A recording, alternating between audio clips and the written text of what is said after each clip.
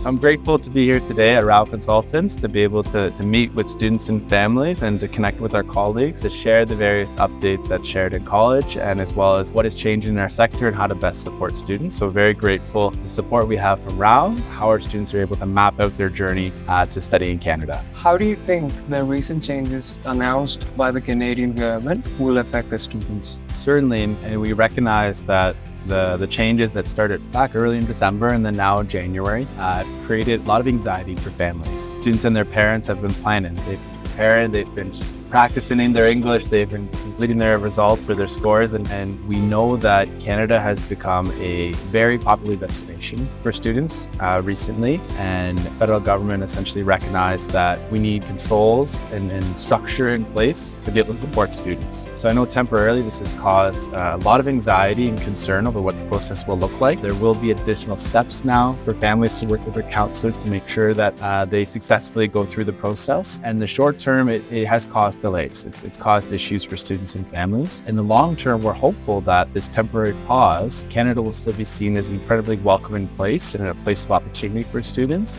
And now more than ever, they will have structures, they will have support. When we talk about things like off-campus housing, we talk about career opportunities, is that the infrastructure is in place to support the student. And long term, it actually will work out in favor of students that are choosing to study. What about those students who have already applied after these changes have been implemented? Yeah, and it's difficult, and obviously not to get into the weeds on the different policy nuances of where a student may land, but essentially for students that have applied for admission and have not started the study permit approval process, now there's going to be an additional requirement, and their institutions and their counselors should support them through that process, where they'll be required to submit a provincial attestation letter, or PAL, and that PAL letter, we are learning exactly how that will look like. We don't know yet. But each province is going to manage the process differently. But students just need to be prepared that in addition to their LOA or their offer letter, that they need to seek out or acquire that PAL before submitting their study permit. So now more than ever, it's actually important to work with a counselor to ensure they're submitting the correct paperwork to ensure that their study permit has the highest chance of being successful. From a student's perspective, keeping these changes in mind, why should a student apply to Canada without any? I hear the concerns from students all the time. And it's that as they go through the process and they complete their studies, they actually have more supports, a higher chance of success because the infrastructure will be in place. So instead of having all the students study in one metropolitan area, put strain on the system in terms of housing and part-time opportunities and obviously long-term fulfilling careers, there's going to be more alignment in the system, that when a student chooses a specific course, that they can actually have more confidence now that they choose Canada, that there will be opportunity available for them at the end of it. If you could talk more about the positive impacts of these changes that will happen in the overall scenario. Yeah, and somebody who was born and raised in Canada, Canada is a big place. And we know that students typically, they choose similar geography of where they may have cousins or they may have family already, and that makes it easier to settle. What often gets overlooked is that across Canada, the specific career paths or industries of where things are in demand can be really difficult to navigate. We're the second biggest country in the world. That's a big landmass. So there's no shortage of space per se, but it's the shortage maybe of ensuring that housing is available in that specific community. So now when you have government, federal and provincial, and then obviously institutions working together, yes, it slows things down a little bit. Yes, it creates a bit more process, but it's more that we're putting safeguards in place for students. And now it may encourage students to explore areas that they didn't think of initially. Now a student may consider something like the skilled trades because the career earnings are there, the jobs are there. A student may consider healthcare because they're actually going to receive that guidance provincially. That's where the job opportunities may be. They'll may guide students and then help them in the long run. And hopefully the reputation that Canada has or had is maintained, that it can be a positive place to study. And there's a lot of good policy that can support students in that transition stage. You being somebody that represents Sheridan, how does Sheridan College stand out from other institutions in terms of education and credentials?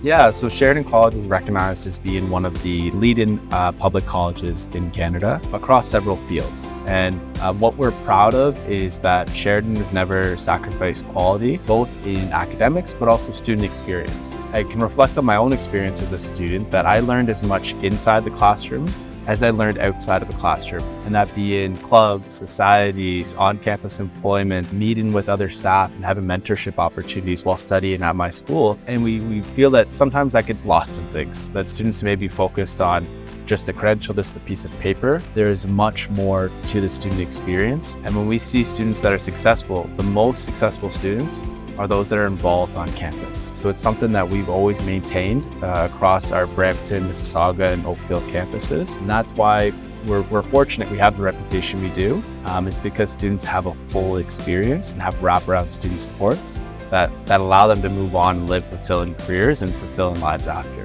How does Sheridan help its international community fit in with the other students? Something that would be of interest is actually a new development for Sheridan is something called the Brampton Charter for International Student Success. This was a partnership with not just government, but also community organizations and other post-secondary institutions in our geographic area. So we work with 35 different partners, and this includes faith-based organizations, this includes nonprofits, this includes employers, really with the intention of mapping out what the specific goals and actions need to be to ensure students have not just have an experience, but a positive experience that meets their expectations. So some of those things are related to housing supports. Some of those items were related to transparent and clear pathways to immigration, so that students know what supports they have available. Some of those things are related to career opportunities. So we have 5 different goals, and within those, we have specific actions that Sheridan is working on. Frankly, we find that we are a leader in the space, first institution to have a charter of this nature with students and organizations around our region. If I were a Sheridan student, should I be worried about accommodation? Yeah, so that's the most popular question we get from students is, what about housing and what about career opportunities? And we know we have things in place. In some cases, it's expectation setting, so we can never promise a student a job. We are an educational institution. I can't guarantee you a job placement, but we know and we're confident that we have everything in place to ensure that a student is in the best position to find those career opportunities. And just like when it comes to off-campus housing, we do provide on-campus housing. We have dormitories or residents, but for off-campus housing, we've gone as far now, not just working with landlords, we've always done that. We've gone as far as going out and renting our own houses. So there are Sheridan homes in the community where we can place students just to make that transition easier. So it is something, feedback we've taken seriously, that it's been challenging for students at some institutions, and there's a lot of work that we can do, both in our initial advising that to communicate this is what you should expect for rent, this is what you need to do, but then also ensure that they have those supports when they actually get to campus. We're quite proud of that. If you could talk a little bit about internship and co-op programs at Sheridan College. Yeah, so we're fortunate that when it comes to our co-op students, we've been ranked #1 in the province 6 of the last 8 years. It's not me doing the work, it's not me sharing the good news, it's actually our students going out there contributing to employers and employers recognizing the value in our students. So currently over 90 of our programs have some form of work integrated learning. And when I share that, that essentially means we're talking co-op or paid internship or placement that is available to students. And as a public college, the reason we exist is to help prepare students for the workplace. That's the sole reason I went into education. We know that's the major driver or motivation behind our students.